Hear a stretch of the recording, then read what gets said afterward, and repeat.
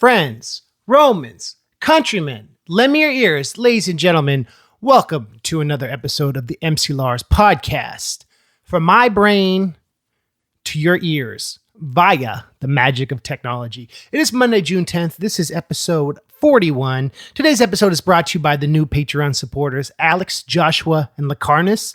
Thank you all for signing up, and by the old school Patreon supporters, the Plaid Lantern, Kelton, and Justin. Thank you all for your support and your love.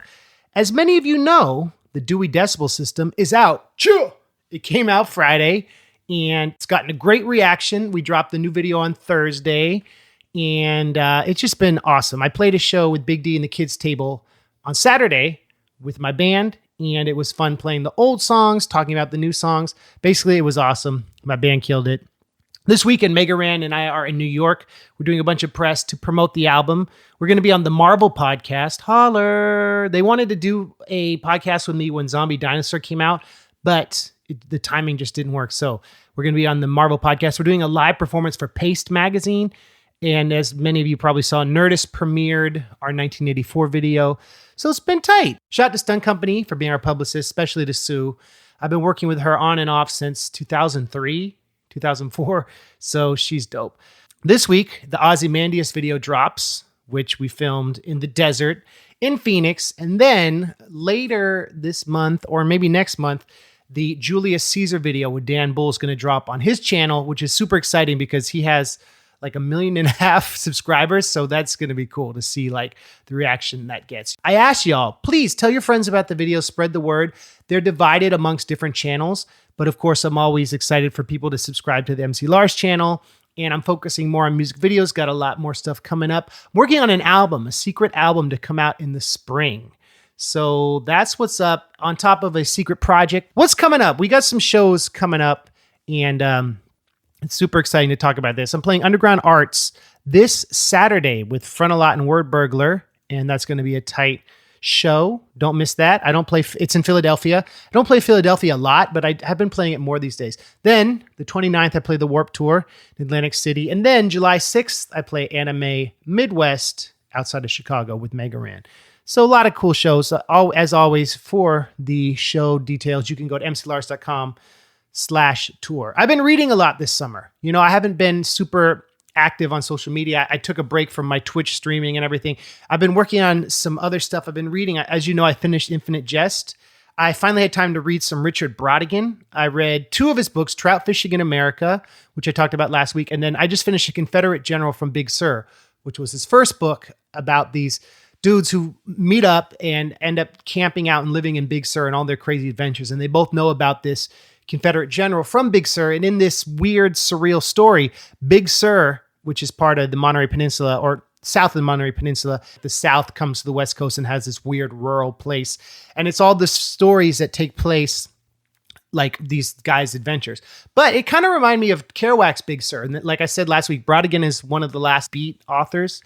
And it's similar. It's like Kerouac's Big Sur is about like the end of his career as he kind of winds down and tries to stop drinking and just loses himself in the beautiful California coastline. And this, coincidentally, was Brautigan's first book. It's about a guy making friends, trying to start his career on the Big Sur coastline. So I very much recommend it. I also read Bukowski's Ham on Rye. And I know Bukowski is problematic, and, you know, he's definitely not a feminist, and some of his stuff is offensive, but man, he can write. And it's kind of, I love his style because he's very influenced by Hemingway in that he speaks clearly, directly.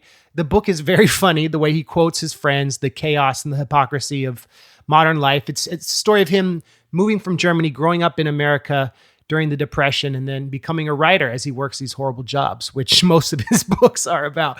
But I like Bukowski. And maybe Bukowski was wrong about women, right? That's a reference to my own lyric. Hey, that's meta. Speaking of great writers, let's get right into it. This week, I have one of my favorite people in the world, Chris Gates. And I always talk about, oh, I love this person. This person's my favorite, blah, blah, blah. Chris, though, where do I start? Chris and I have been friends since we were 11. Our birthdays are close together. We met in 6th grade. And Chris is a fantastic writer, a hilarious guy, good bass player. He was the bass player of my first band. He is in Los Angeles, and back in the day when I lived in New York, right after college, we would hang out all the time. And I want to work on more projects with him. And we've did like a book pitch for like a hip hop history book. We worked on script stuff. We've worked on a lot of stuff over the years. Chris has a comic book he did called Space Hacks, which is pretty dope. And he used to write for Mad Magazine. That's freaking crazy. So if you go to christhewriter.com, you can see a lot of his work. He does a lot of pop culture stuff. He's like very funny on Twitter. But I wanted to talk about, it's interesting how our lives are similar in that we both wanted to be creative people who did our like creativity, our writing for a living. And we both ended up figuring out how to do it. We talk about Game of Thrones. It hadn't been over yet, but we talk about our love for that and a bunch of other things. I'm going to end with the DJ Robo-Rob remix of my Dragon Blood song, which I think is cool because it's like a chiptune version of the theme song. Shout out to DJ Robo-Rob of the Crayon Droids out there in Dallas. I see you, Rob. No, I don't actually, because I'm not the NSA. I'm not Big Brother. So this is my interview with my dear friend, Chris Gates. Follow him online. Check out everything he's doing because he's a genius and I love him a lot. Okay, thanks, guys. I'll talk to you at the end. Bye.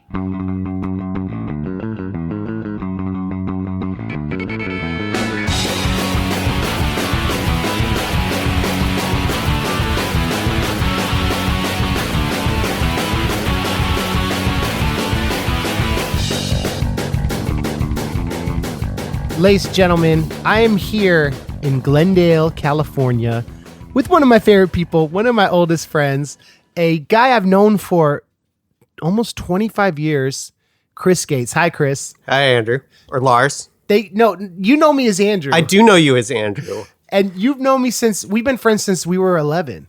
That is true. That is correct. Where'd you grow up? I grew up in Monterey, California, or Pacific Grove, California, to be more specific. Like Lars, I went to middle school in Carmel. I went to high school in Pebble Beach, which is famous for its golf courses.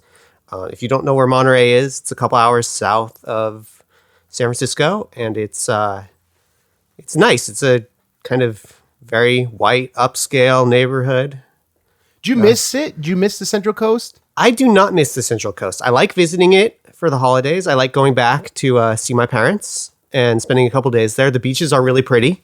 But there's not a lot there to do, and there's not a lot there in terms of, I don't know, people and culture, I feel like. There's not a lot of young people. There are definitely not a lot of young people. And it's mad expensive. It's insanely expensive. We have this in common. We're both nerdy guys who ended up working in media, who grew up in kind of a sheltered place. Do you think you would still have your same passions if you hadn't grown up in Pacific Grove? I think I would, partly because as a kid, and you know this, I was pretty reclusive. I spent a lot of time on the internet sort of before the internet was like a major thing. I mean, so did Andrew. That's how Andrew and we became friends because I recognized his AOL screen name. You were an early adopter of the internet. I was. Your dad was a professor, right? Or is a professor? He is a professor. And your mom was a teacher. So they both really encouraged your curiosity, huh? I think so. I mean, I was always kind of a weird kid. I was always like telling stories and like making odd jokes and like getting kind of weirdly fixated on media things. Like I was really into Ghostbusters. I was really, really into Gremlins 2 as a kid. Not the first movie so much, but the second one. And so they were kind of indulgent. I also was like very shy. I mean, I'm still very shy. So again, like to go online, like I had friends online. I had kind of like this like weird like social life online when I was like 11 or 12 before people like were doing that, I guess. You were big on the MUDs. I was huge on the MUDs. I learned what a MUD was because of you. Yeah, there was this Tolkien-based MUD that was like my main game where I ended up becoming like an administrator. And it was called a Lendor? It was called a Lendor. That's amazing that you remember that. Yeah, and it was like this text-based game where you'd go in and like most MUDs are kind of like what World of Warcraft is now, but just with text, right? So you go and you get your quests and you kill your monsters and you get your treasure.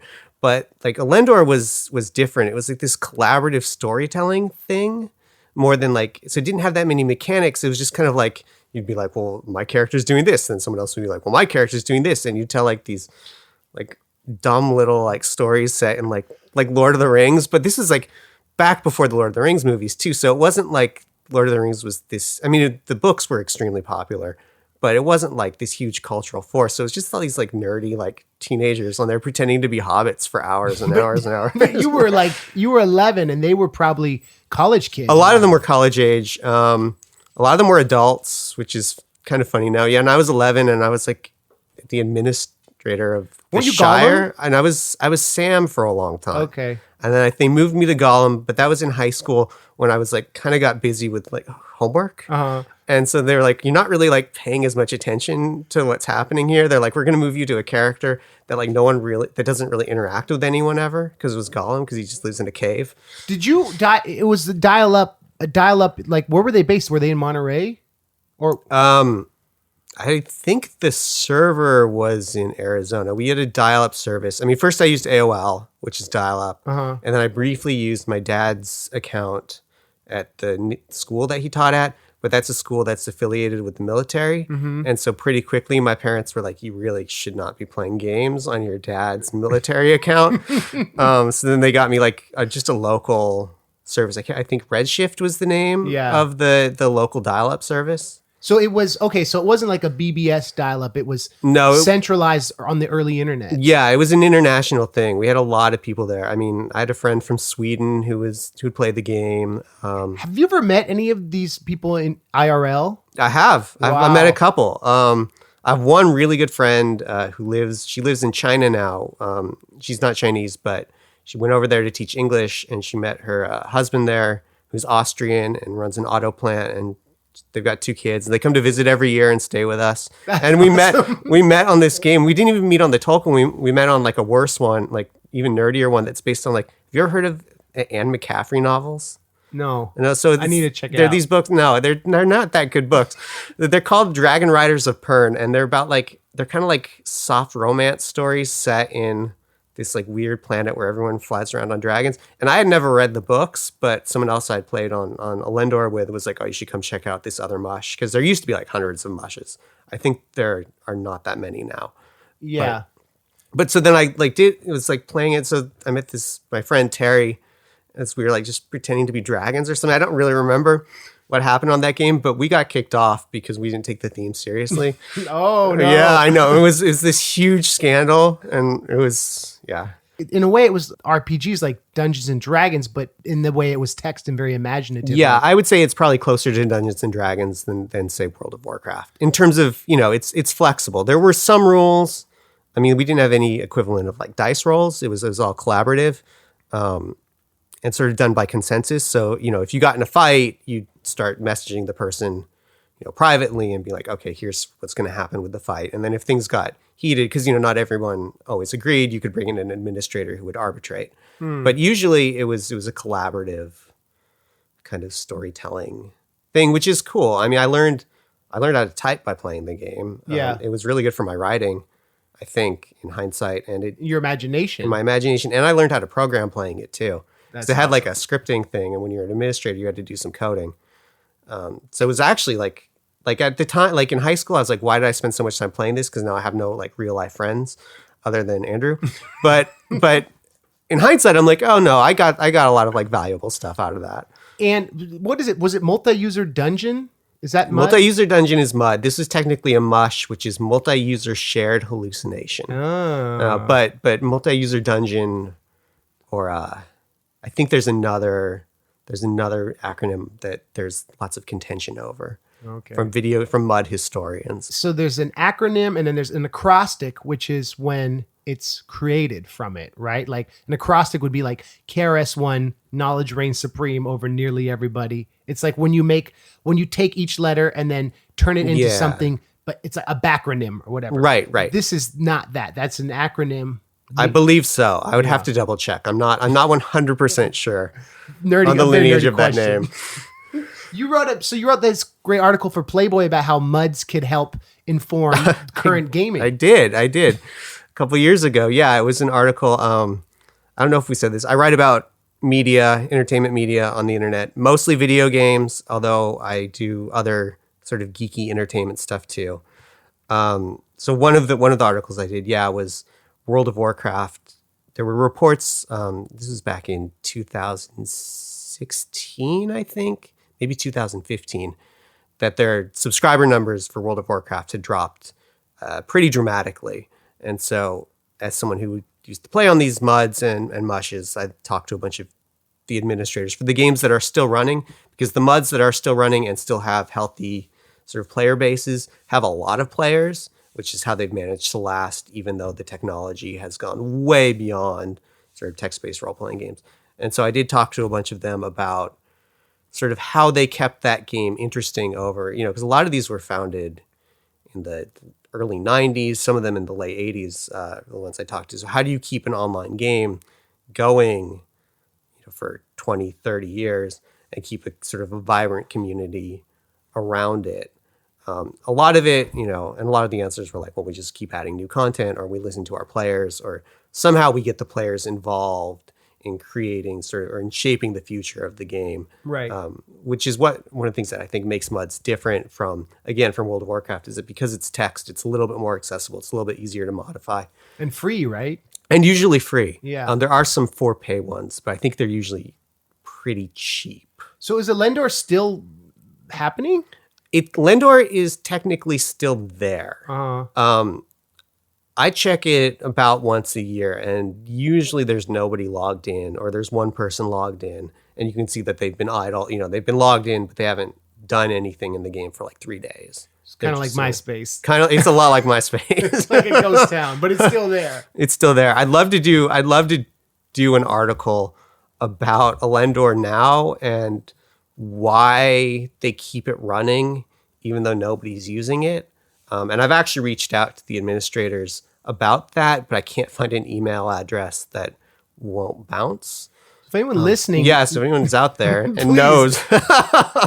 ChrisTheWriter.com. Yep. You can get a hold of Chris. How did you pitch that? Well, I mean, in 2015, 2016, there were a couple of things going on with Playboy. First of all, their website has been non-nude for a while, although, I mean, it has pictures of like sexy ladies not wearing very much clothes. But it's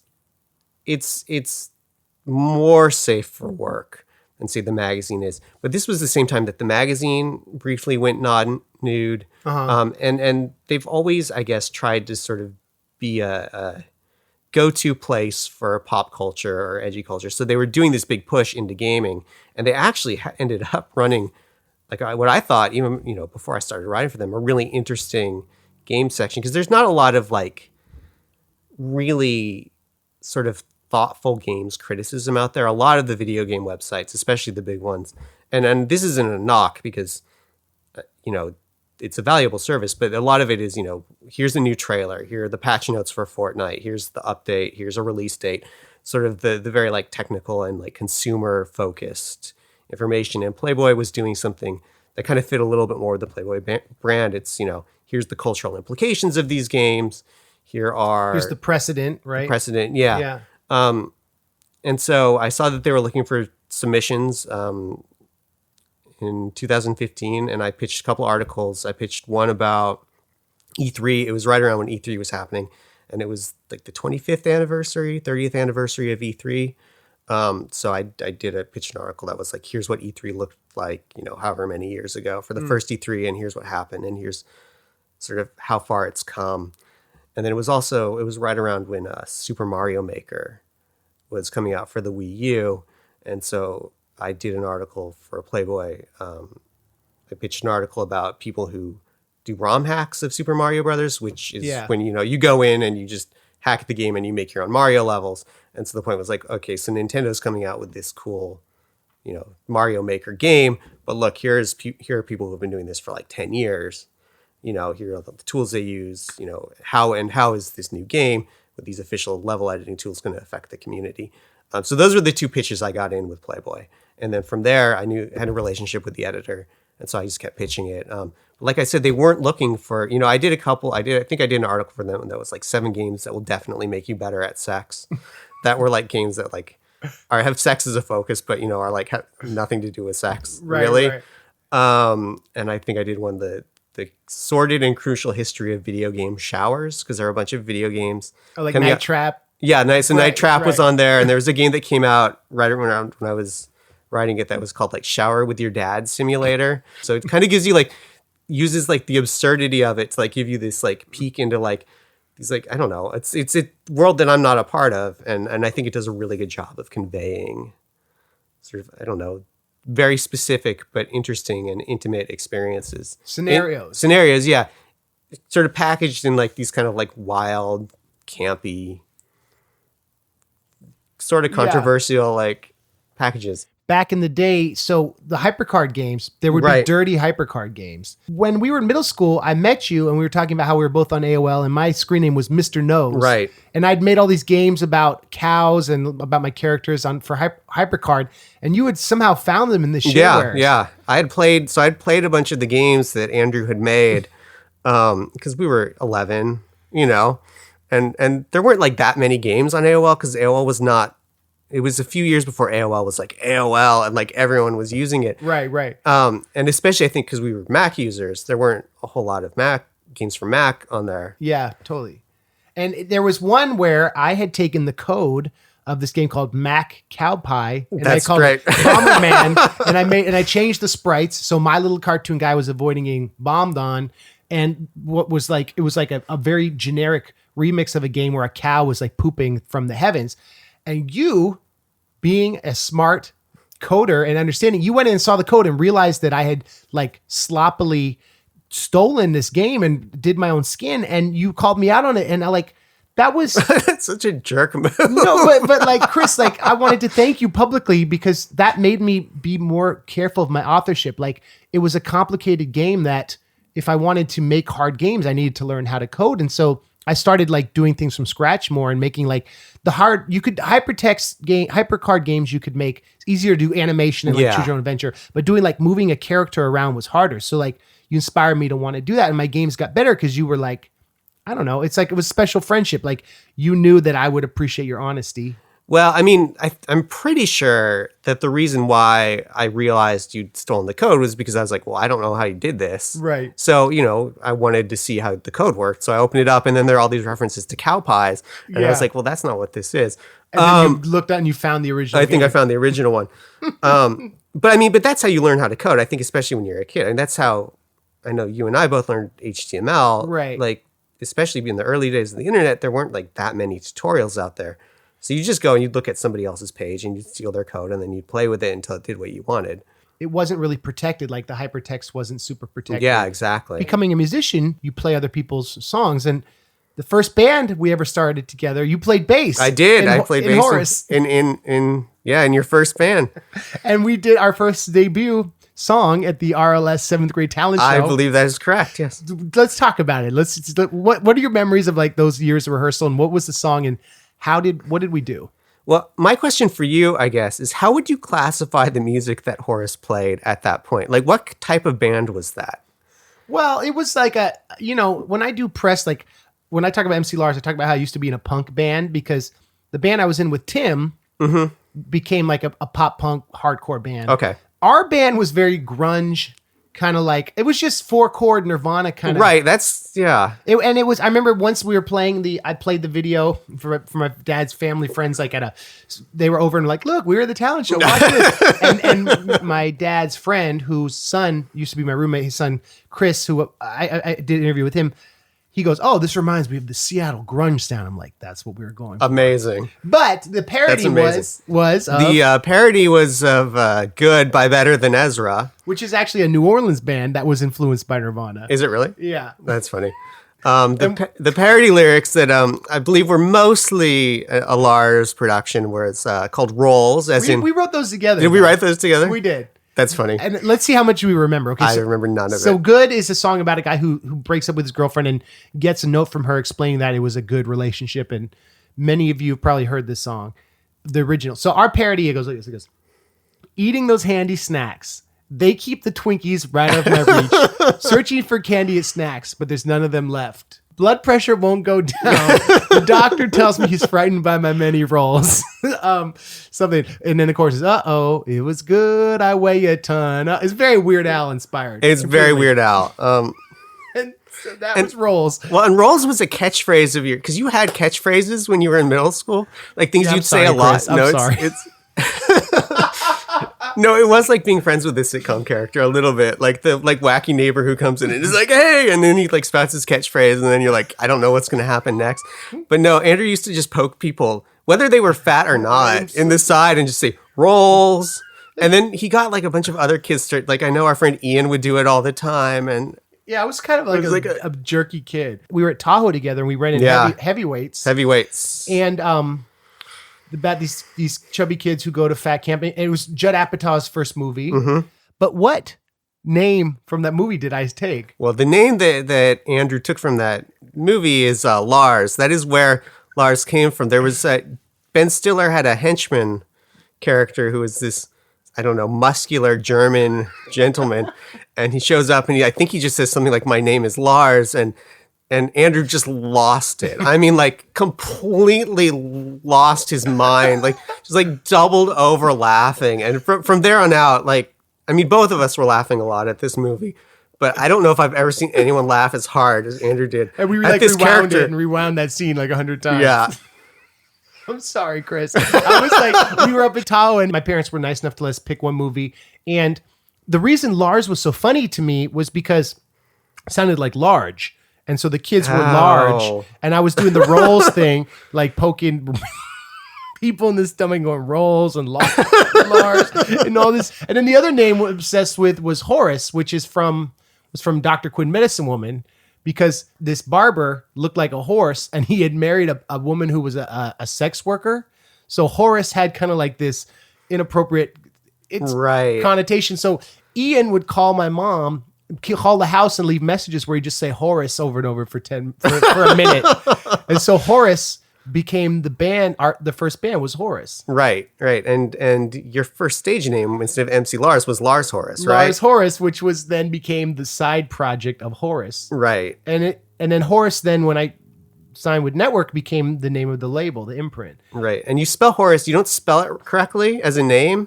Do you remember this? I didn't know how to spell, so I spelled it Horris. Right. Well, I think what happened was we were at a birthday, we were at like a sleepover because we were in 7th grade, 6th or 7th grade, and someone had a Ouija board, and everyone else is asking like, "Oh, am I going to date this girl I have a crush on?" Yeah. And Andrew gets the Ouija board and he asks, "How do you spell Horris?" And then the Ouija board spells it wrong because none of us knew how to spell the name Horris. Whoever was pushing the thing. So Horris came from a Ouija board. The spelling, I think. That's crazy. I mean, you asked the question, how do you spell Horus? So clearly it came from your mind. But Horus then also is the Egyptian bird head god. Right. Who later, when I became obsessed with ICP, a lot of their mythology, like the Malenko characters based on Egyptian mythology and specifically Horus. Oh, really? Weighing the souls. So that's crazy. That's wild. So actually. You guys, this is so random that I didn't remember that Ouija board story. Good memory, man. Thank you. That's awesome. Why weren't you in the Horus that played the New Year's festivals? Did you just had other stuff to do? I think I really liked music as a teenager, but I wasn't very good at it. I played bass and it was fun. You were a great bass player. I was a good bass player for a couple years for starting, but then I got busy and I got less motivated for practicing. So I still did it in the high school. I mean, it's a weird thing to play in a band because it's a string instrument, but we did have bass players in our high school band. So I did it there. Stand-up bass? Stand-up bass. Uh-huh. And then for football games, I would do the bass guitar. But even by that point, I didn't really practice. I wasn't that motivated. I stopped taking lessons pretty quickly after just a couple years. So I got pretty busy with school. We went to a pretty intense high school. Yeah. And I had a lot of homework. So I think when it came down to it, my hobbies were computer programming, my screenwriting, and then school stuff. So I just didn't really have time for music. And I think for me, it wasn't a priority. I think there are things that I'm better at and more interested in. So I just kind of phased out of the band at some point. And especially when we started high school, there were all kinds of musicians. So the new bass player became this guy, PJ, who later produced like a lot of early MC Lars stuff. That's right. Who was a friend of, I think he was a friend of Tyler Wood, who came on as a lead guitarist. Mm-hmm. And, but Chris, like I owe this to you. Like, I remember once it was like 9 a.m. I wanted to us to rehearse super early every Saturday morning. And I lived like way out in the country, and it was like a half hour, 45-minute trip from Pacific Grove. And you were not trying to like motivate your mom to get you to a 9 a.m. rehearsal, which you shouldn't have, because your mom was a teacher and worked all week. And one weekend you're like, I don't think we can make it. It's far. And I was like, okay, I understand. I totally understood. I was a little like disappointed. Yeah. But then that's was when I discovered how I could sample and loop on my computer. Oh, seriously? So I was like, well, maybe I can try to like play with stuff on my own. And that's when Horris was the band, and then Lars Horris became the like those old Lars Horris CDs. There's like 10 of them before Nothing to Fear. They are not very good, but it's a lot of samples and like weird sounds. And that's because, if we'd rehearsed that day, I wouldn't have, I don't know if I would have ever gotten around to doing the samples so much. I didn't know that story. That's interesting. You might have, I feel like, and you're very welcome. And all your fans are welcome too. I feel like you might have, just because you were constantly, as a kid, constantly making things and finding new ways to make things. I mean, you wrote so much music, but you also drew so many comics and you made so many movies. And I mean, you always had something creative going. I think it was really intense. You too, though. I remember in hindsight. You had the Cookie the Cockroach character. That's true. You did comics, you did scripts. We made videos together. We made a movie together that then I did a soundtrack for, that Fred, whose dad worked with your dad at the Naval Postgraduate School, he directed. That Helped Me Find My Lung. I remember Help Me Find My Lung. Right before superhero movies were the big thing too. And the fact that you were up on Lord of the Rings before the movies were made and everything. You know what I mean? Like, you were the guy who showed me that Tolkien was more than just The Hobbit, because you knew, like, in 6th grade, you'd already read all of Lord of the Rings. That's true. I'd read them all a bunch of times. I'm a pretty nerdy kid. The thing was, like, I have few people in my life, but like, if you told me something was cool, you were always so advanced with your taste. You wore like the mod jacket and like the hat and the detective hat. We were both outliers in high school. It was like really special having like the weird, smart friend. I think that's why we got along too, is because we were on a similar wavelength. And like you said, now I hadn't really thought about it this way, but we were often making things together. Yeah. That is kind of like what we do when we'd hang out, which I hadn't thought of necessarily. I would force the Lars brand or the Horris brand on it and like name it, make sure that it like tied into that. And I hope that wasn't like, I don't remember you doing that at all. Good. So that's good. As far as how I found The Who, it's because I really liked Ghostbusters. And so from there, when I got a little older, I started watching a bunch of old Saturday Night Live stuff. And that led me to the Blues Brothers movie, which I loved. And so I started listening to a bunch of blues music, which is weird for a 12-year-old in the 90s to be listening to. But I just kept listening to it. Not just like the Blues Brothers soundtracks, although I listened to those a lot, but I got really, really, really into blues. You turned us all on to blues and the Blues Brothers. Yeah, I think so. Yeah. And then my dad was, who grew up in the 60s and 70s, comes in, he's like, oh, I know all these songs because he'd heard them covered by classic rock musicians. So then he had all of his records. So then I just took my parents' record player and all of their records. Like vinyl? Vinyl, yeah. Wow. And just started listening to those. And I was like, I'm like, oh, yeah, I know all these songs. So then I started listening to the Rolling Stones, and that went to the Beatles, and then the Led Zeppelin, and then eventually around to the Who. And then as someone who was, starting to get depressed, basically, in high school, the Who was kind of the perfect thing for me at that time. And so then I just became obsessed with that. Bob O'Reilly was the theme for our radio show we did for 3 years. I think we did it for 3 years, 2.5, 3, something like that. Morning Madness, which was Thursday, and then moved to Friday mornings. Our school, Stevenson, had a KSPB was a radio station. The fact that we had like 1,000-watt radio station that they let these minors run, right? Like dude, some of my favorite memories of my life were those Friday mornings, us talking, catching up, and one of us would get there early, and we'd start with Bob O'Reilly because it was like very long. Yeah. Did I say that song title right? Bob O'Reilly? Yeah. And Teenage Wasteland, the chorus. Mm-hmm. And I started drinking coffee because you would bring me a coffee because it was like we'd have to get up at 5 after studying till like 2 a.m. Right. And do the show, and like that was like our special time. Every week we'd have that time, but I would play Wesley Willis, or I would like write a love song, like a bad acoustic love song to a girl I had a crush on, and like, okay, it's Lars' song of the week, and like you would like graciously let me play my music, but sometimes it would be horrible, and you'd be like very candid. You'd be like, well, yeah, I mean, there was one time when I remember you came in with a new song. You're like, oh, we're gonna do a new segment, and it's gonna be Chris reviews Lars's music, and so you played the song, and I was like, well, it's good, but it's not as good as the one you played last week or something. And immediately, like, you're like, we're cutting to a PSA, and you put on a commercial and go in and you go, what are you doing? And you're like, and I'm sorry. No, but I think in hindsight, it's pretty fair, right? Because you like made this thing and you put it on the air and we played it. And I don't know how many people listen to us, but some people listen to us. Yeah. I mean, like Andrew said, is the most powerful student-run station west of the Mississippi was like the catchphrase we were supposed to say. Yeah, and I don't know if that's true. And that it was a high school station. Like Stanford's radio station was 500 watts. KSBB was 1,000. Right? That's crazy. That's crazy. And while we were in class, they'd port the BBC, so it kind of had a educational component. And this guy Hamish Tyler, who I don't know if you knew this. I interviewed Sean. I did a podcast with Sean Donnelly. Oh, Sean Donnelly. And we talked about who was one of our peers. We talked about how Hamish really had it in for Sean. Had it out for Sean. Yeah, he hated Sean.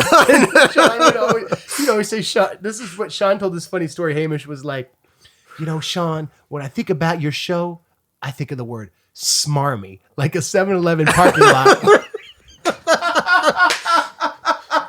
So we were the good kids. And one time though, I was filling in for someone, and someone was doing a remote broadcast of the girls' basketball game. Like these students who were like sports fans would bring mics out and remotely. I remember that. And yeah. so I was. They asked me to switch on the basketball game, and I was with this trainee student, and I just wanted more airtime, and they called in to have a switch on the basketball game. I was like, nah, we're not going to do that. So we played like Tori Amos and Weird Al for 2 hours, and these kids did the whole game. They didn't know. They didn't know. And so then they came back, and I really, really got in trouble for that. And I pleaded ignorance. Like, I didn't know the right button to press. I didn't know how to switch them on. So I just kept with the show going. So I didn't want dead air. Oh, if Hamish is listening to this, he's going to give you detention. Sorry, Hamish. I did a compilation, a CD. I don't know if I copied it for you, like our best I just found it because cool. My fiance and I just moved, and I found, I don't know if it's is Insectivorous before or after Going for Your Ear? That was after. Yeah, so it starts, I have Going for Your Ear, I have Insectivorous, I have the Morning Madness compilation, and I have a couple others. Man, like I would do CDRs and sell them at school, and Chris, it was always like you were always supportive of me, and you would help me keep my ego in check. Like that makes me sound like no, it's just like, mean to you. No, you were just like you were the friend. Like I was very like loud and always on stage and assembly, and like I was very fearless. And I had in you a friend who like when I was doing something right, you would be honest with me. For instance, so here's an example. So there was this girl that I had a crush on, and I wrote this song called Annabelle Lee. Based on Poe's tragic poem about how to crush on her and like how he felt about Annabelle Lee. But but the poem is about a dead teenage wife cousin, right? Right. And so I wrote this song, and I wanted to premiere it on the air, and I was so excited, and it was like out of key, and like my voice was the emo lyrics, and I hope no one ever finds this song because it's like it's the most traumatic event of my life. And we played it, and like I remember that moment the week before I'd played the song Insectivorous about eating bugs. Yeah. Which is like, that song I think is like kind of aesthetically very similar to what I do now. You can definitely see sort of the beginning of MC Lars in a lot of it too, and Going for Your Ear, like a lot of the songs on those CDs. I mean, you're better now. Thank you. Yeah. It was 20 years ago. Yeah. Like, it was about jazzy kind of funky stuff and choruses and silly lyrics and fun versus like out of tune, emo, maudlin. I still do Poe, but like you were like, this this is what you said to me. You said Insectivorous is cool. You can keep doing stuff like this, but like don't do songs like this. People don't want to hear sorry. them. No, but like I recently was listening to some of them, and like Chris was right. You were like, you were honest with me because we're both creative artists, and you told me like what I needed to hear. And I think that made me like a better artist. You pushed me to be better, dude. So I'm glad you got something out of it. It sounds to me now, being an adult, hearing that, it sounds unfair to me for two reasons. One is that when you're in high school, you're experimenting and you're figuring everything out. So the idea that you're playing with different kinds of music, especially the sort of music that is like on at the time and people are listening to, seems perfectly legitimate to me. And I had another reason, and I forgot what it was. You're saying that like it's good to experiment when you're a teenager? Yeah, and you're especially, you didn't have, or you hadn't refined a creative voice. You didn't have a brand or like a stage persona at that point, right? For the most part, a lot of it was pre-Eminem. Like being a white dude that's rapping true. was still like a corny thing in itself, right? Right. But we did have, I think, I mean, I knew you really well because we've been such good friends for such a long time. Right. By that point. And there are, I mean, I've told you this before, but I think there's MC Lars, which is your stage persona, and then there's Andrew, which is you when, you're not on stage. And I think they're two slightly separate people, but they're very similar. And I think a lot of people, even in high school, especially in high school, I think didn't know the difference.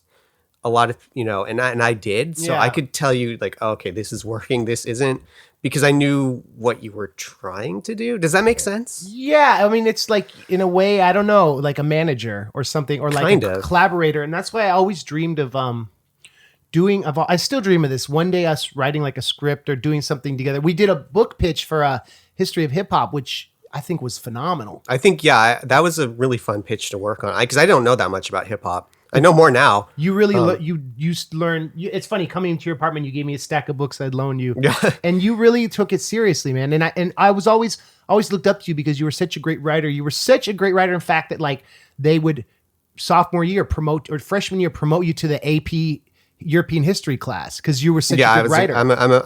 I was a pretty good writer. I definitely for academic writing. If I had wanted to go into academia, I would have been very good at it. Did you major in English? I did major in English. So we have that in common. We do have that in common. In college at Vassar, you did a summer internship at Mad Magazine. And I remember I was so proud to say my homie had an article in Mad. And I was like, that was awesome, dude. It's cool. It's cool to be, I mean, I didn't publish a lot of stuff through Mad. I did the internship, and the Mad internship, I don't know if it's still this way because I know the editorial staff is entirely different. Now they're in LA. Yeah, they moved to LA, and I don't know if they fired everyone and rehired, or if people decided just not to move, because a lot of the staff was fairly old even when I was there. So I'd imagine they weren't up for moving across the country. But at the time, it was a really hands-on internship. So it wasn't like you were going and getting coffee and making, just fielding phone calls. You were like in the writer's room with the editors writing jokes. That's awesome. So a lot of jokes that I wrote got into the magazine, even if my name isn't on them. And then afterwards, I did a little bit of freelancing, but I hadn't quite figured out, still in college. So you're 20 years old and all of a sudden you're writing for Mad Magazine. I hadn't quite figured out how to be a responsible freelancer, I guess. So at some point that kind of fell off. So I don't have that much stuff that made it into the magazine. I wish I'd kept up on it. But still, it's your resume. It's pretty cool to I have an issue of Mad Magazine. I can open up like this cultural institution and be like, there's my name. And it's only a magazine that I read because you were so into it in middle school. That's the first time I read it was at your house. That's tight. That's tight. My mom, being a librarian, would, she'd bring them home. And one time she used to work in Marin County and they had a huge stack they were going to throw out. And she's like, my son might like these. And I was second grade is when I got into Mad. And, that sounds right. And so, and I remember, when we'd be walking in town with our parents, I'd want to go in the drugstore and you're like, oh, looking for the new Mad, right, Andrew? And I was like, yep, Chris, I mean, because you bought every issue that came out and read it like cover to cover. Yeah. And I still subscribe. And like, I have a bin that you can't lift. It's too big to lift in my parents' basement with all the Mads. And so what do you think about the new editorial staff? I think they are killing it. I had fallen off a little bit, just for time and money. Writing about video games on the internet, you don't make a ton of cash. But I picked up a couple of the new ones and I thought they were great. And whoever's running their Twitter feed right now is doing a phenomenal job. One of the editors is this woman, Allie Gertz, and she does a Simpsons podcast that I was on. And she's also a musician. She's killing it. And like the staff is, and I love the design. I love how they brought back the lighter side. I love how there aren't ads really. Like not as much. For a minute, I remember the first, this was like such a sad day. The first, and this maybe shows how sheltered I was. The first day I subscribed and the magazine came and I looked at the back and it's an Altoids ad with Spy vs. Spy. And I'm looking, I'm like, they're making fun of Altoids. I'm like, hold on. This is an ad. This is a real ad. They did for a minute to help pay for what they said to make it color or whatever. They ran ads. And that was I was like, Alfred's sold out. Well, it's interesting interning there because, when I interned there, it was a lot of the editors had been there since like the 80s at least. I mean, Nick Meglin, who retired just a couple of years after I was there, he was, I think, one of the founding editors. So he'd been at the magazine sort of the entire time. And they'd talk about, how they had to introduce color and how they had to introduce ads. And it was, the circulation of the magazine is not what it was in the 60s and 70s at its peak. I mean, it's nowhere close. And partly that's just because people don't read magazines anymore. Partly it's, no longer this new edgy thing. It's cultural institution. It was like Reddit.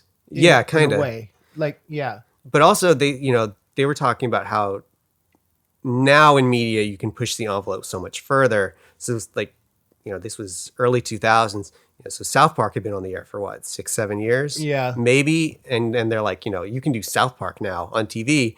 So this sort of subversive voice and role that Mad played was no longer this sort of edgy, kind of like risque almost like thing for kids. You could just go online and find, some random, Strong Bad or whatever, something that was like weirder and like more subversive, or in South Park's case, like dirtier. And for them as editors, that was a really hard sort of line to toe, because at that point, Mad was owned by Warner Brothers. They had a very specific voice and a very specific demographic that they needed to appeal to. And they couldn't push it as far as they wanted.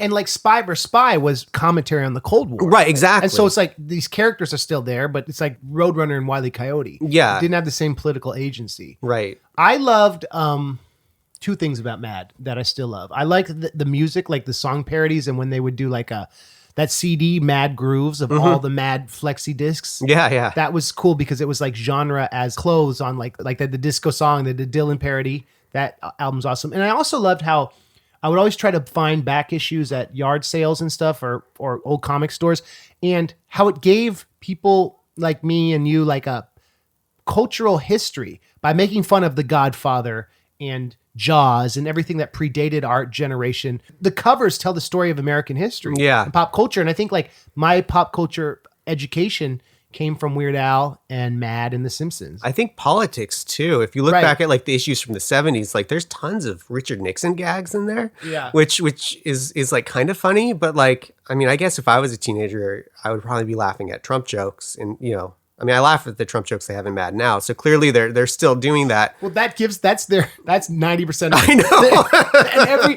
past few years, every cover has been a Trump thing because they know it's going to sell, and it's good. I mean, yeah, it's funny though. They're very sharp. The top 20 at the end of the year. The top 20 issue is always really good. And the top 20 issue, even for the editors when I was there, was I think one of their favorite things that they do. And they'd work on it all year, which is kind of a thing. So someone would come up, like a freelancer would submit a pitch, and they'd be like, well, that's not really great for like a full article, but it's great for a one page thing at the end of the year to kind of address this. So then they had a file cabinet, I think. They'd put all the ideas in there. And then I was never there when they actually put the list together.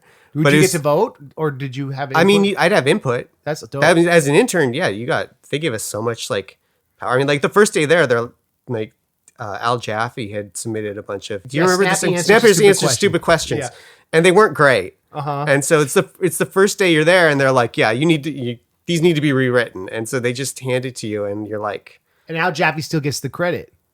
Yeah, but that's fine. I mean, that's what the editors did too. Sure, like, they punch it up. Yeah, they punch it up. But I mean, that's a crazy thing to do. Like your first or second day there, they're like, yeah, I'll just go rewrite Al Jaffe stuff. And we're like, no, we're not going to do that.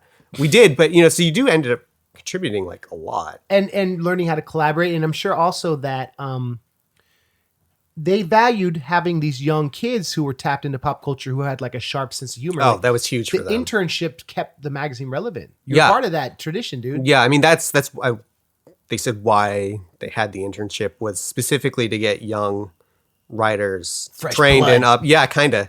Were you there when they were doing it was like the yellow cover border, the new Mad?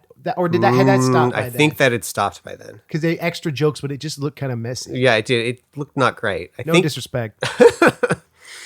I think it was a couple years after that. And you were there after Mad TV had come and gone. And that gave Artie Lang his start in like a lot of... That's right. It did, didn't it? Crazy, dude. Have you read Artie Lang's Too Fat to Fish? Is it worth reading? Yes, because it talks a lot about how he was on Mad TV and what that was like, and then just his insane cocaine binges and like on the set. I mean, my wife really likes Artie Lang, and so I didn't really know about him other than Dirty Work and that movie. Yeah. Total tangent, but anyone listening, that book is fantastic.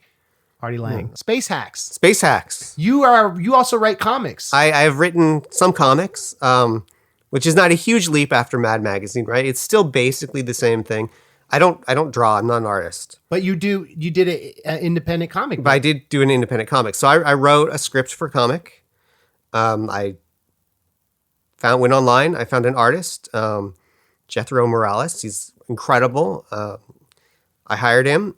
I sent him the script. About a month later, he sent me back some pages. I found a colorist who I hired. I sent it to him. He sent back, pages with, great looking colors. I did not have any money left for lettering, so I did the lettering myself. And I think that you did the lettering yourself. I did, but I think that's one of the reasons why I didn't get the book picked up is looking back on it. But lettering is a skill, just like penciling or inking or coloring. And a lot of people spend a lot of time practicing it and getting good at it.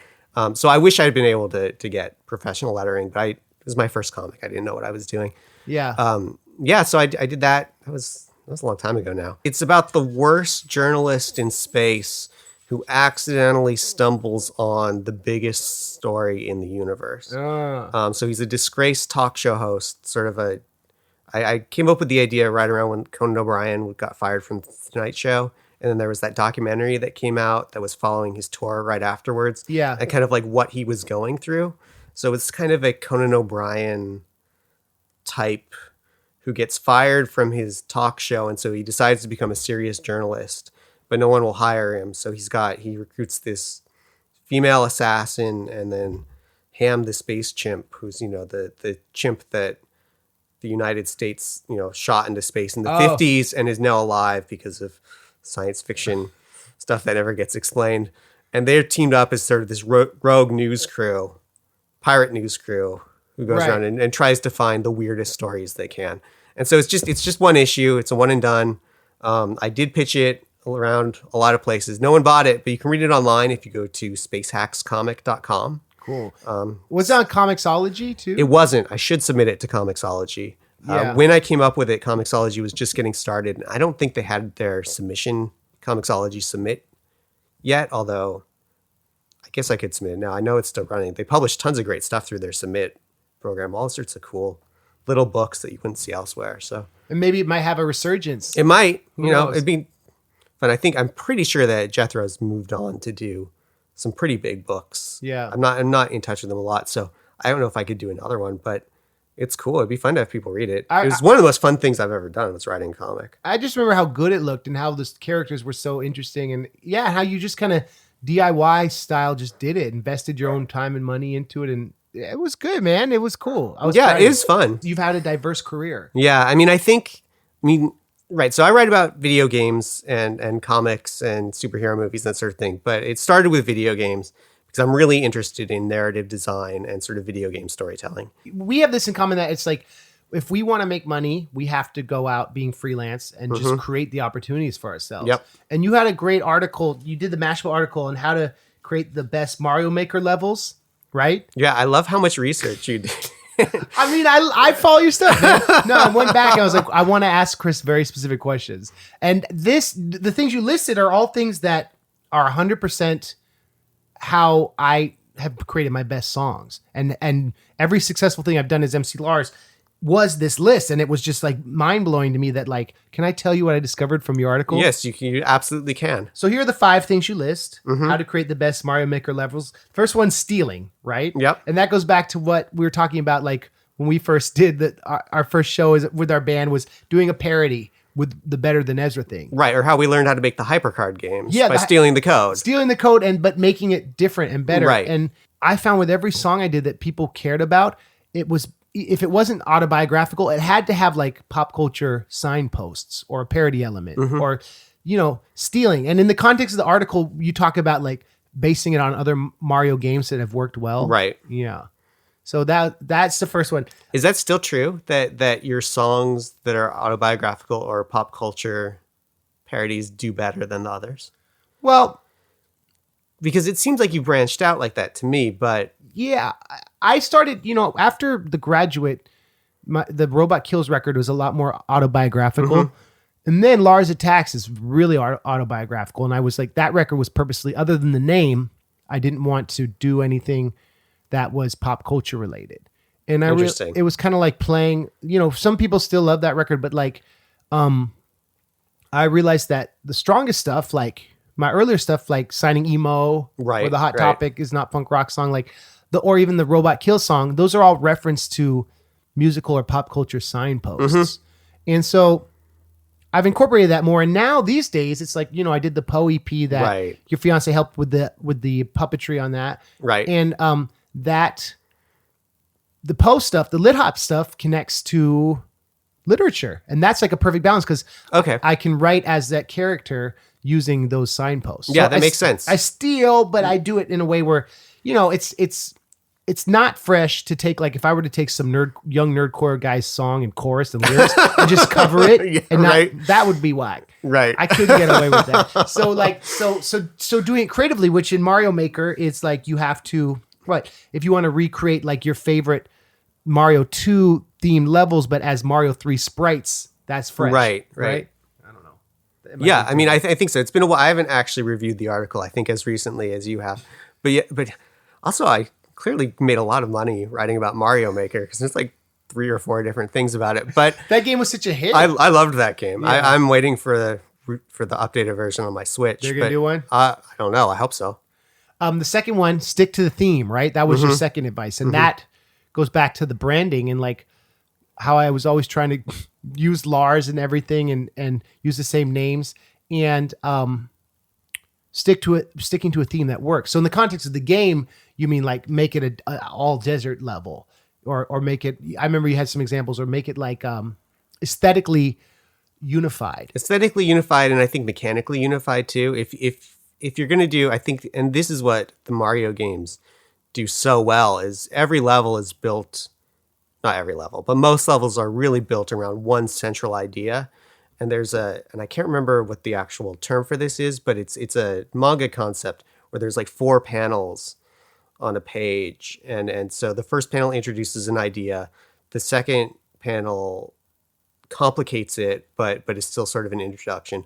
The third panel puts a twist on that idea. And then the fourth is a resolution.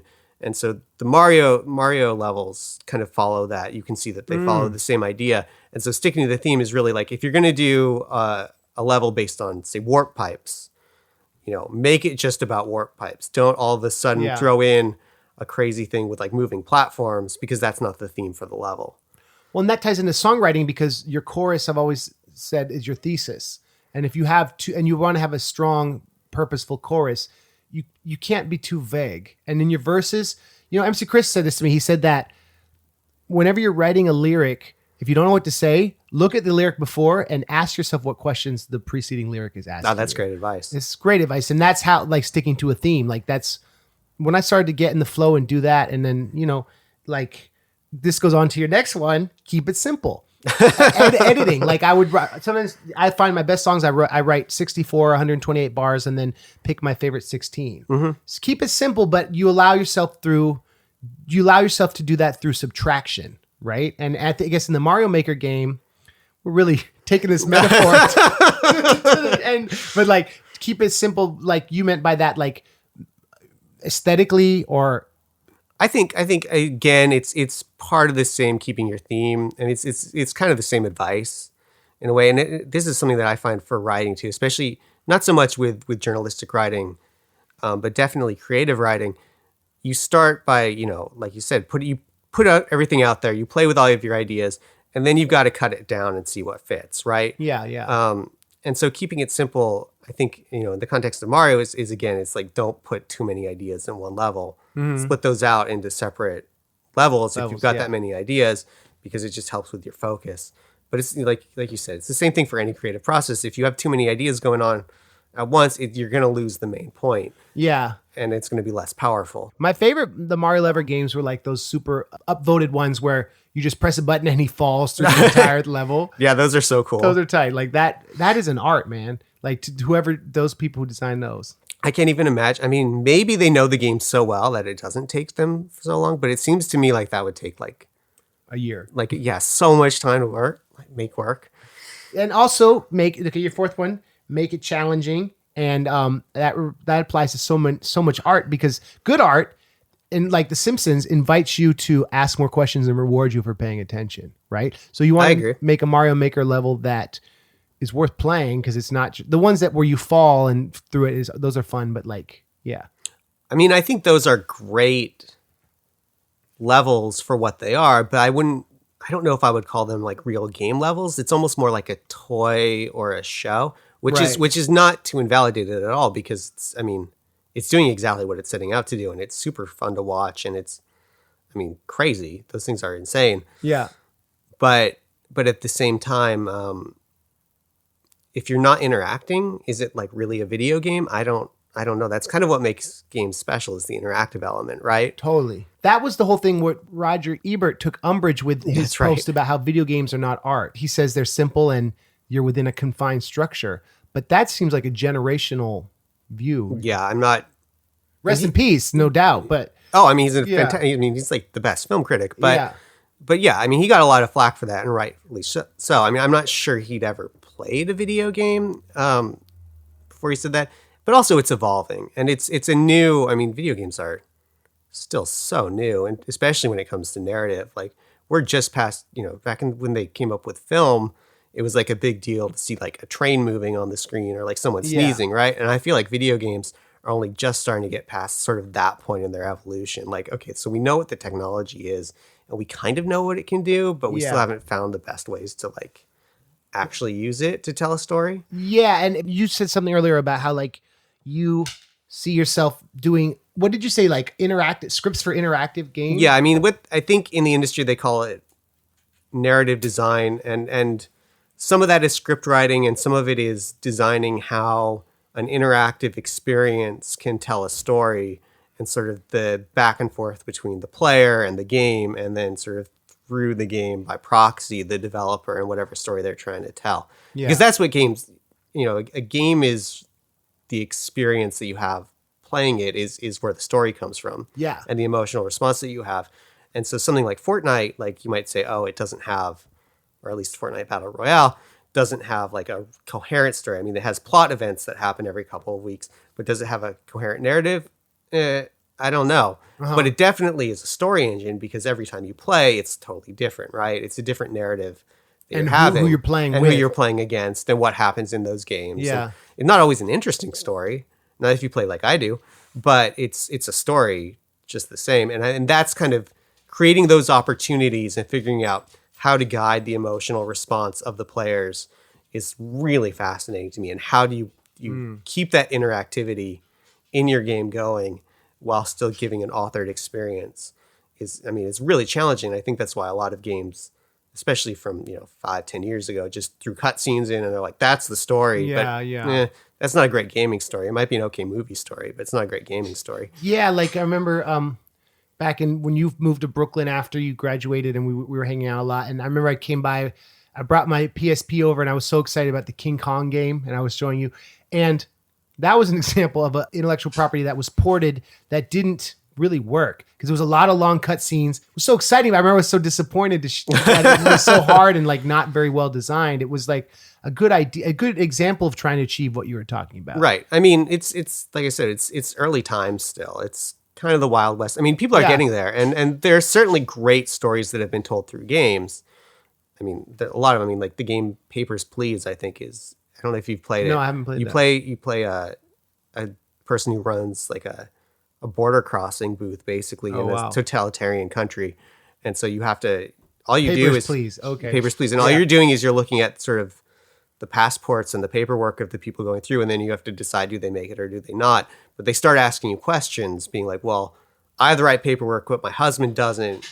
Can you let my husband in anyway? So it forces you to make these choices, but it's very much you making those choices as an individual. It's not the game sort of saying, oh, your character now has gone. And so it's like Skyrim, where you can be good or evil, right? Kind of, yeah. Yeah. But more focused than Skyrim, I guess. More, yeah. Again, in terms of like keeping it simple. Yeah. It's still a very specific experience that you're having with this game, because it's a game that's made by like one person.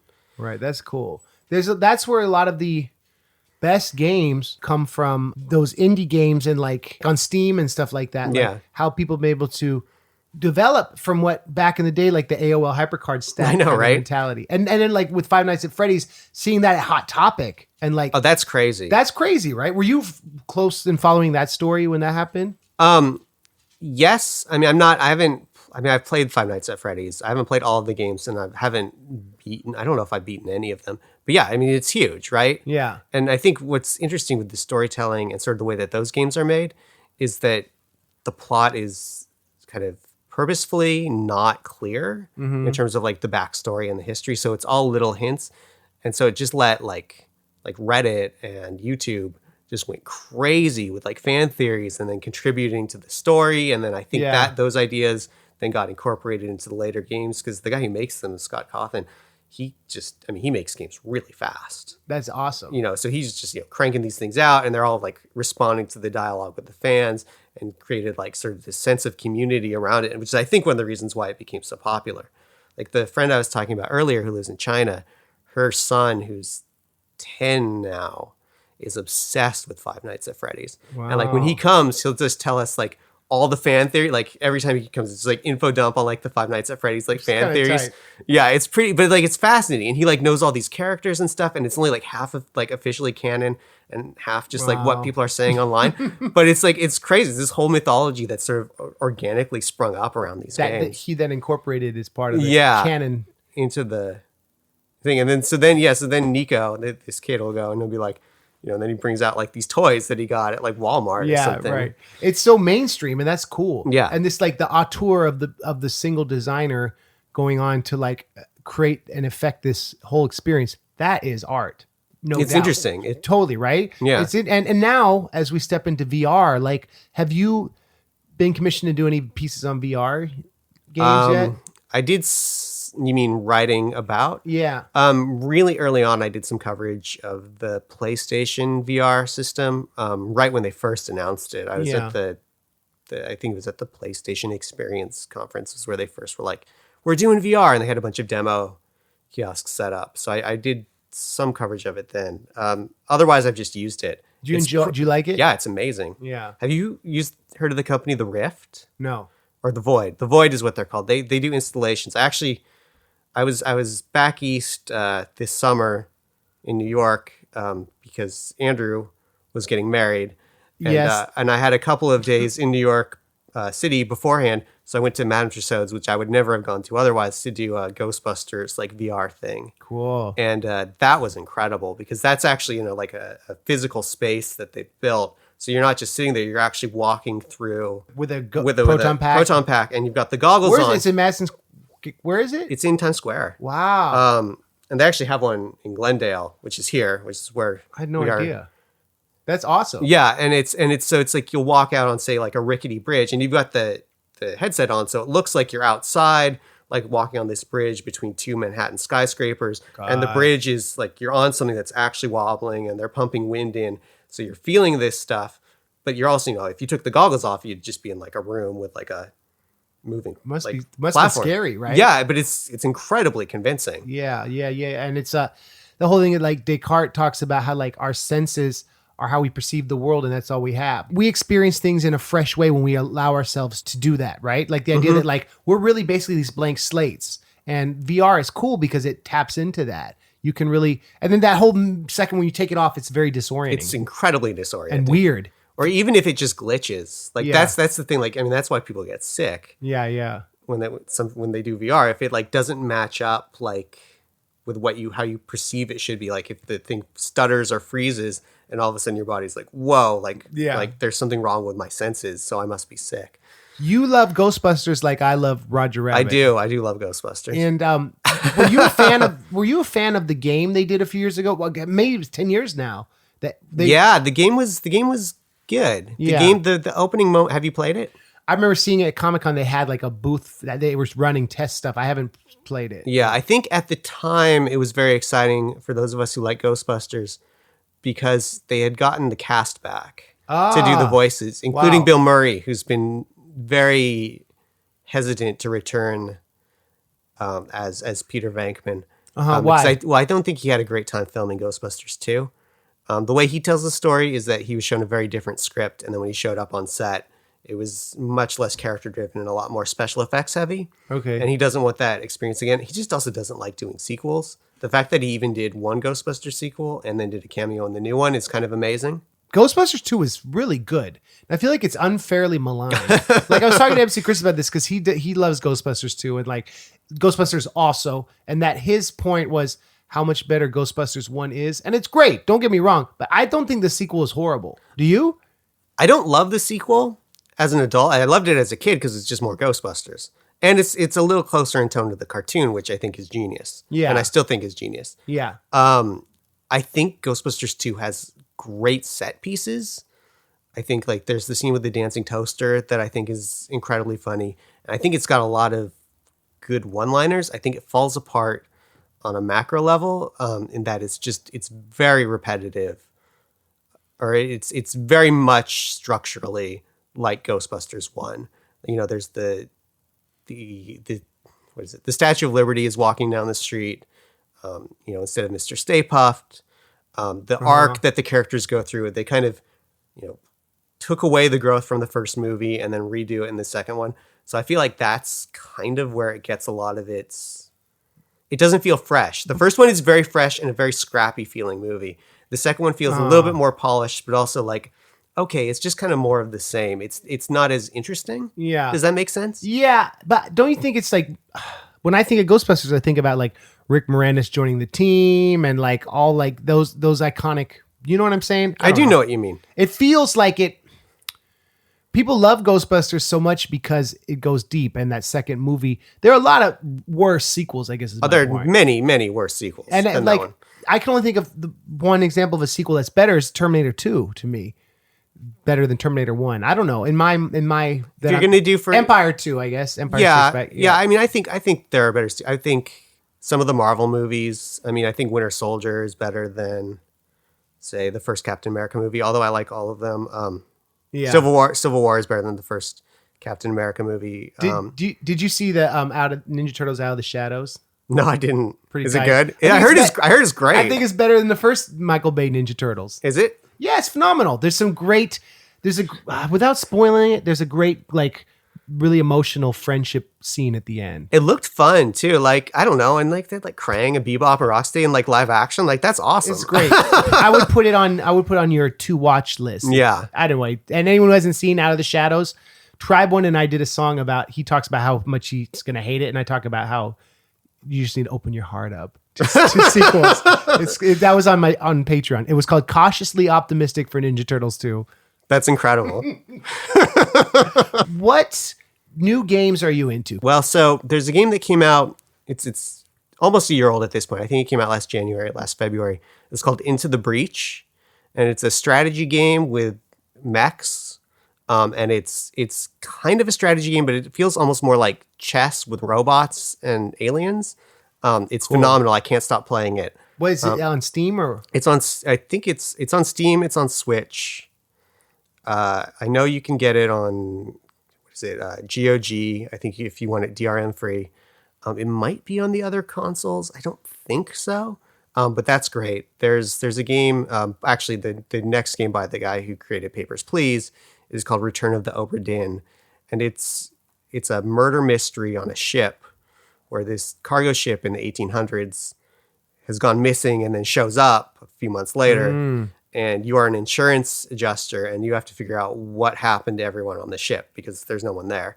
And that's great, and it's super cool looking because they made it look, or the guy Lucas Pope made it look like a really old like Mac, like old black and white, like monochrome, like 2-bit kind of thing. So it's super stylish. The murder mystery part, which is, I think I heard someone on Twitter or saw someone on Twitter refer to it as like murder Sudoku. Is kind of how the gameplay works out. So you have to observe these scenes, and you don't actually watch the murders. You just get like a frozen moment in time that you can walk around sort of and explore and see what's happening at this one precise moment. And from there, you have to figure out who everyone on the ship is and how they died. So you travel back in time? You travel back in time. Interesting. Every time you examine a corpse to the moment that the corpse died, but you don't see everyone die. It's a little hard to explain, but when you play it, it's very intuitive. That game is great. And then I really liked the Sony Spider-Man game that came out this fall. Yeah. That was a huge hit. That was a huge hit. Yeah, that's the first great game for PSP was the Spider-Man game back in 2006. They always do well with Spider-Man on Sony. You know what I mean? They always will. What's the ship game you mentioned? What's Return of the Obra Dinn. So that seems like a lot of the games that are successful are ones that play with context, right? That play with like context and gameplay. And Undertale is another game that kind of has done that, right? Like that ties into a specific genre, but does a interesting twist. Are you a fan of Undertale? I'm a fan of it. I'm not as obsessed with it as some people can be, but I've played it twice all the way through, I think. And it's, because it is a game that sort of rewards you for replaying. Yeah. Because, it remembers your save and remembers what you've done. And then we'll reference that in subsequent playthroughs. That's really interesting. That's an interesting game. And that really does play with conventions. By being like, well, should you, when you're playing a role-playing game like this, should you be murdering all the creatures that you come across because maybe they're friendly, or maybe they have families? And it's much deeper than that, but I don't want to spoil. Have you played it? I've watched. I have it, and I've watched YouTube videos of it. But I'm gonna. So I'm bringing back my Twitch streams next year. Mm-hmm. So that's gonna be one of the first games I play. Oh, you gotta watch out if you're streaming that. People are gonna come into Twitch and tell you the right way to play it, and you need to ignore them. Okay. Because it's a better game if you don't know what to do before you start to. That sounds like a stupid recommendation, but I think there are Undertale fans who can get a little not hostile, but confrontational if you're not playing it in search of, the best ending. Okay. And it's designed to surprise you. Along the way. So if people are kind of there being like, well, no, you did this wrong, don't stress about it. It might spoil it. Yeah, or don't. Yeah. I would say don't worry too much about playing it the right way. Explore and. Okay. Maybe I'll do it with chat off or whatever. Yeah, right. Or just ignore the chat. Are you a fan? Did you play the new Smash Brothers? I did. You like it? I do. I like it a lot. I haven't played it yet. It's pretty fun. Yeah, it's pretty good. And were you a fan of Mario Odyssey? I was a pretty big fan of Mario Odyssey. I would not say it's my favorite Mario game. Oh, what is? Well, nostalgia-wise, Super Mario World is always going to be my favorite. Mario 3 is probably the better of those two. And then New Super Mario Brothers Wii was really good for the 2D ones. And then Super Mario Galaxy is incredible. Yeah. For me. Mario Odyssey didn't have quite enough platforming challenges and had a little bit, not too much exploring, but I felt like a lot of it was just go here and look around a little bit, which is weird because normally I really like exploring in games. It's my favorite thing to do. Yeah. But for Mario, I think I want more of a mechanical challenge. Okay. I want to jump around and master, difficult platforming things. Yeah. But don't you feel like that's a taste thing. Yeah. So it had less platform challenge than previous ones. I felt like than some of the previous ones. Yeah, interesting. Because I got really into Mario Odyssey, especially when I was doing my Twitch stuff, and then the last Mario game I had really been into was Mario World. Because when I have the GameCube, I only played The Simpsons and Mario Kart. Right. And that was my last Nintendo. So. Yeah, and I had Wii U, and I never played any of the Mario games. So I was just blown away, dude, this little plumber has come a long way. Yeah, no, so if you have a Wii U, it should play the Wii games. So definitely check out the Mario Galaxy games. Can you get Mario Galaxy through the Switch store? No. They do it they want to make sure it's official big releases, right? When they or something. I wouldn't be surprised. Yeah, I wouldn't be surprised if they remastered it at some point. Yeah, because it's really good. It sounds like I didn't like Mario Odyssey. I loved Mario Odyssey. I took 3 days off from work to play it, and it counts as work, right? Yeah, it kind of. It's a tax write-off. Are you happy with the direction Nintendo has been going? I am happy with the direction that Nintendo's been going, but I'm less hard on them than a lot of people because they're always doing weird and interesting stuff.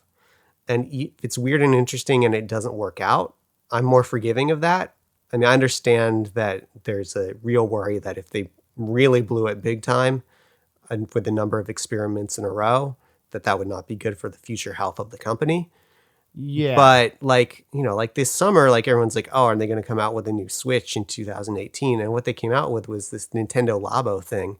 I don't know if you've heard about this, but there's it's like cardboard props Yeah, that it's you awesome. build, and like you put your Switch into it, and you can build like little machines And like a keyboard. and like keyboards and like robot suits and stuff. Like, that's I mean, tight. it's super cool. And like, who would have ever thought that that was like a thing? Yeah. Would be a thing. And but Nintendo comes up with that like weird stuff all the time, and I love that because it's pushing video games or interactive media in like a new direction. You It's know, art. It's the art element. Yeah, it's at least approaching it. You know, And I'm always, whenever I can, like I love to read books about Nintendo, like the Console Wars, which was, have you read that? yeah, that's a great book. And then there's one about, it's something about Super Mario. I forget the title of it. And I tweeted about it. And it's a book just about Mario that Tim got me for Christmas, my friend Tim. Oh, yeah. And that book is great because it goes all the way up basically to Switch, and it sets up being like, okay, so what was Nintendo going to do next? And it's Mario as this metonymy, right? Of all the things Nintendo has done well and done poorly. And it ends with this, dude, this is like crazy. It ends with this, like it talks about people in China who are like manufacturing the consoles and stuff, that working conditions were so bad that people were jumping off the roof to kill themselves. God. And that he says, like, as a game based on a guy who jumps to escape his death, this irony of like first world capitalism creating this situation, the irony is not lost. Like he has all, the writer has all these That sounds amazing. Yeah, I mean that's depressing, but he's not just, it's not just fan service, you know? Right. He does stuff like that, puts in context. And it's just called Super Mario, and it's by Jeff Ryan.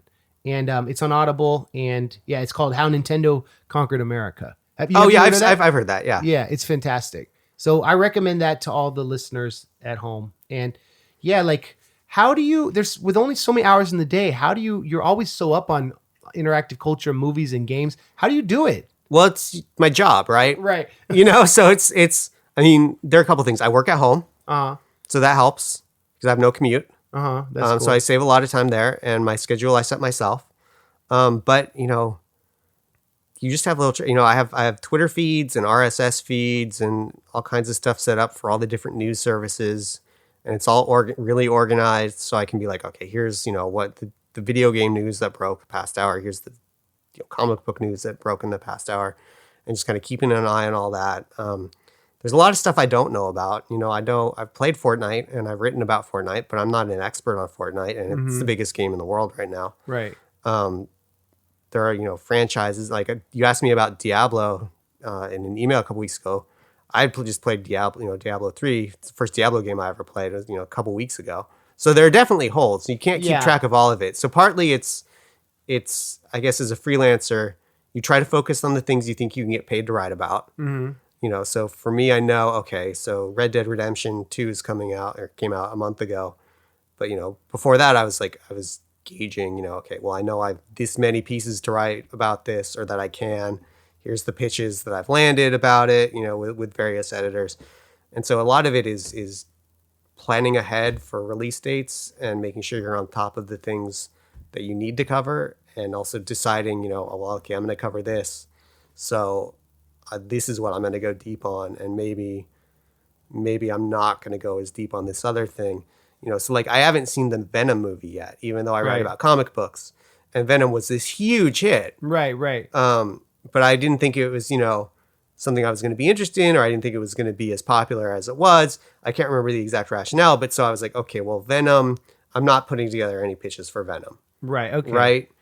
So your brand is like a lot of how you balance your time and how you try to predict what's going to be popular. I think that's part of the job when you're doing freelance entertainment writing. And I think it's crucial because you can't be on top of everything. No. Maybe if you're in college or in your early 20s, but you know, I'm not, you know, I'm in my mid 30s, and I've been in a relationship for 15 years now. I got a dog, I got a life that you got to pay attention to. So you just got to prioritize. Sure. And figure out. And again, you know, it's cynical, but monetization is a huge part of it. Yeah. But what's interesting, Chris, is how both of us, if we were to look at our 11-year-old selves and be like, you are a professional video game reviewer, writer, pop culture. Right. And you're like show business star. Like that's crazy to me.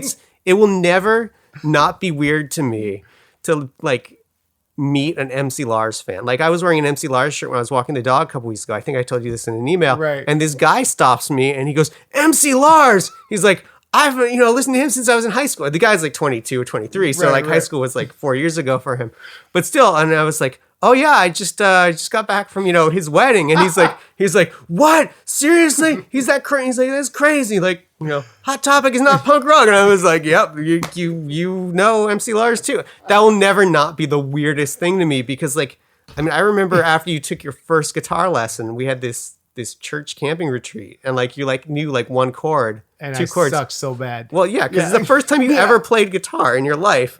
Like, there's no way you're gonna be good. And you're like, guess what song this is? And there's like 3 minutes between each chord, and it was me and our friend Graham, and we were like, yeah, sorry, we know that you're trying, but we can't figure out what the song is. So you had to tell us. It was probably "Come As You Are" by Nirvana. Yeah, I think that was because we had the same guitar teacher. I think that was the first thing he taught everyone. Yeah. And I remember, Chris, sometimes it's weird. Like once we were in Mar Vista working on a writing project, and we went to get coffee, and the dude working there, you remember he said, "Oh yeah." He goes.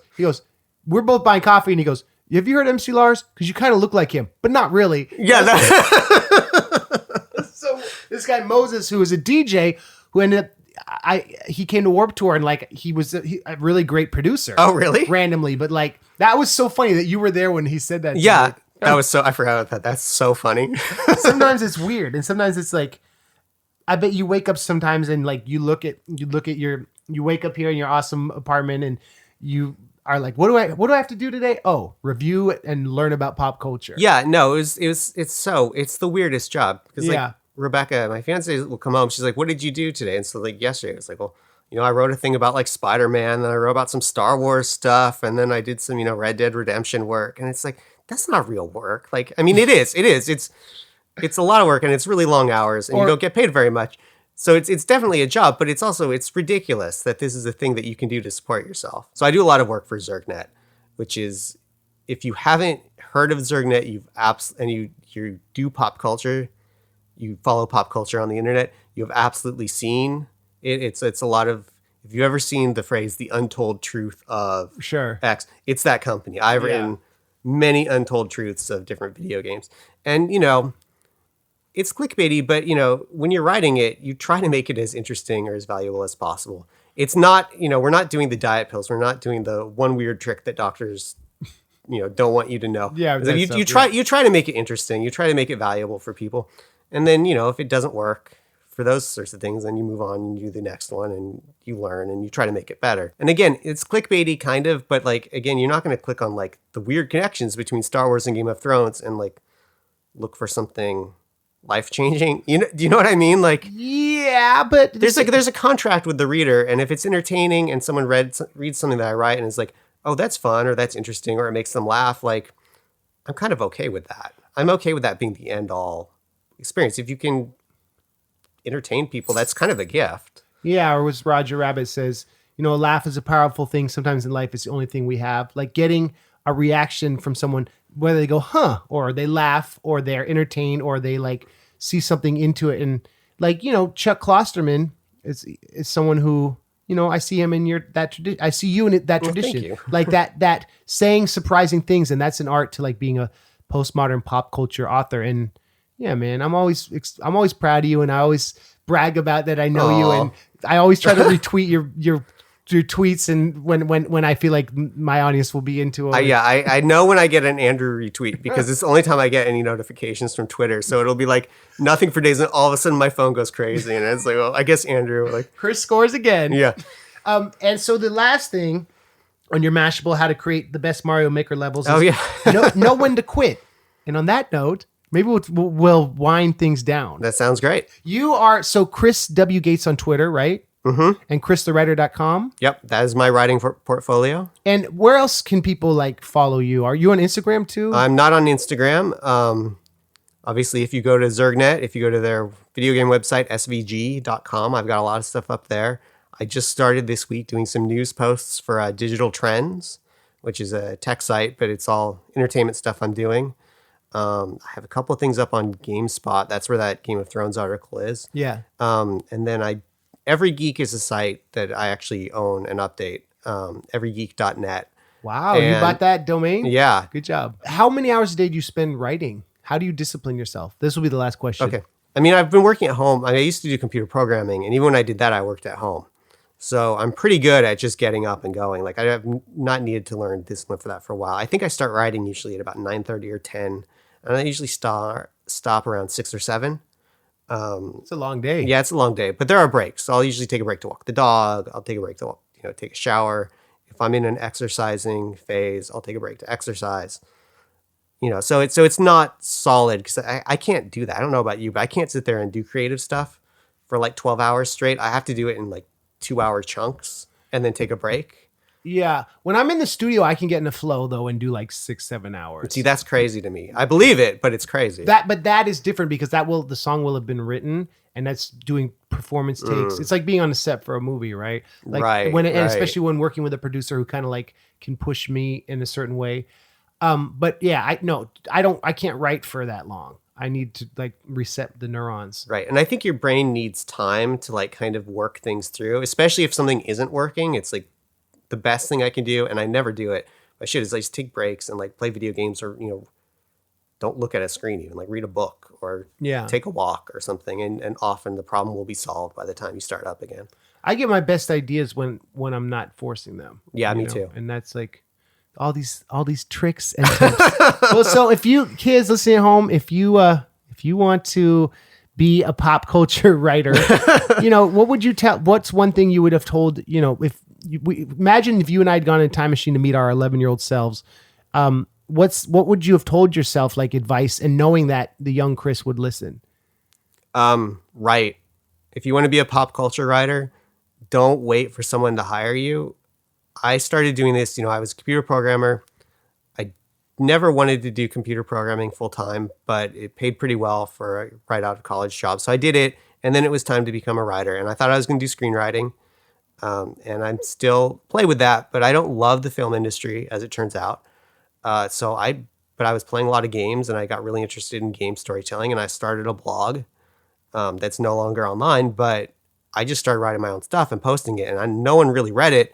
But I, learned a ton of stuff about how to put the articles together. I learned how to do the web publishing stuff. I learned how to use WordPress, which is something that comes up in every single job interview I have with a potential client. Do you know how to use WordPress? Do you know how to use Photoshop? So learn those things, but mainly just write, because people aren't going to hire you if you don't have writing samples. And it's free or very cheap to buy a domain name, set up a WordPress blog, and just start putting stuff up there. And then you have something that you can link to. And you can say, I wrote this.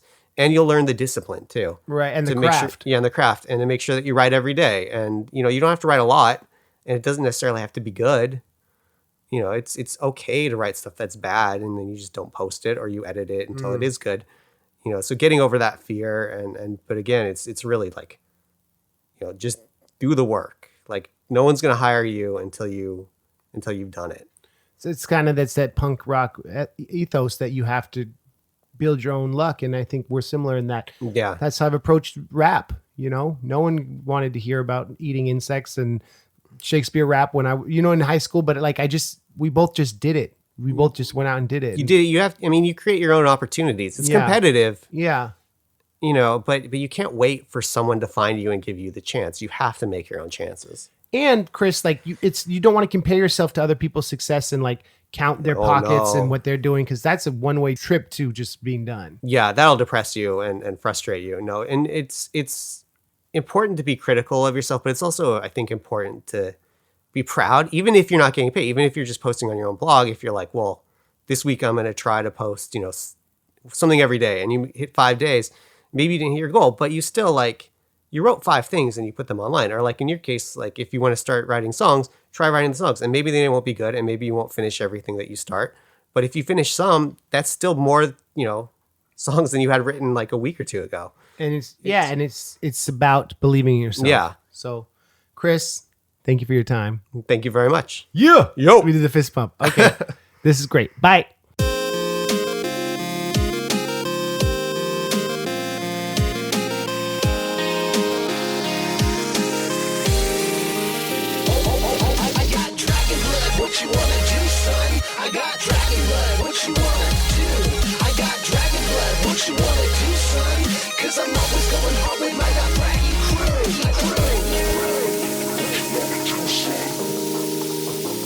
Crew.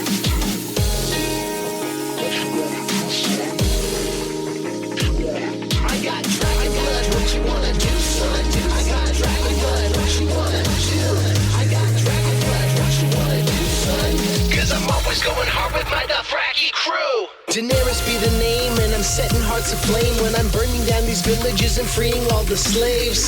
Wiz Khaleesi, have you met my dragons? My brother tried to sell me to Khal Drogo, look what happened. A bit hot-headed with that molten golden crown. I stopped the Khalasar, so don't be messing with me now. Look my lover in the eye, winter's coming, so am I. I burned the witch alive who took my son and husband's lives. But I survived so frisky, now these dragons have my back. Suitors are so frisky and they always try to mac. Zara, Zoe, and Daxos had to lock him in a vault. Made my way to Slaver's Bay, but it was not my fault. It was karmic retribution. There was no preparing them when Krasus tried to mess with the wrong Targaryen. I smarted him like Tyrion when I knew how Valyrian. These creatures on my shoulders, well, I think you should be fearing them. I got dragon blood, what you wanna do, son? I got dragon blood, what you wanna do? I got dragon blood, what you wanna do, son? Cause I'm always going home with my Dothraki crew. I got dragon blood, what you wanna do, son? I got dragon blood, what you wanna do? I got dragon blood, what you wanna do, son? Cause I'm always going home with my Dothraki crew. The Thraki, unsullied behind me, like I'm Illuminati. It's the mother of dragons with my gigantic army. We be marching to Marine, but no, we didn't come to party. Cause they crucified the slaves and put them on the cross. Sir Jorah, please get lost. I know you think I'm hot. My schedule's kinda busy, got no time for Perrier. White girl politicking, that's Daenerys Palin. From Dorne to the Stormlands, the north and beyond. To the Westlands and Essos, I'm keeping it strong. From the Crownlands to the Reach, you know I'm getting love. To the Riverlands and back because I've got that dragon blood. So follow Morghulis, I thought that you knew this. But dragons are people, you know we've been through this. I'm quick to burn a hater, no mercy, damager, smacking kings in the face like my name was Cersei Lannister. Burn, burn, yes you're gonna burn. Burn, burn, yes you're gonna burn. Burn, burn, yes you're gonna burn. Burn, burn, yes you're gonna burn. I got dragon blood, what you wanna do, son? I got dragon blood, what you wanna do? I got dragon blood, what you wanna do, son? Cause I'm always going home with my Dothraki crew. I got dragon blood, what you wanna do, son? I got dragon blood, what you wanna do? I got dragon blood, what you wanna do, son? Cause I'm always going home with my Dothraki crew. I got dragon blood, what you wanna do, son? I got dragon blood, what you wanna do? I got dragon blood, what you wanna do, son? Cause I'm always going home with my Dothraki crew. I got dragon blood, what you wanna do, son? I got dragon blood, what you wanna do? I got dragon blood, what you wanna do, son? Cause I'm always going home with my Dothraki crew.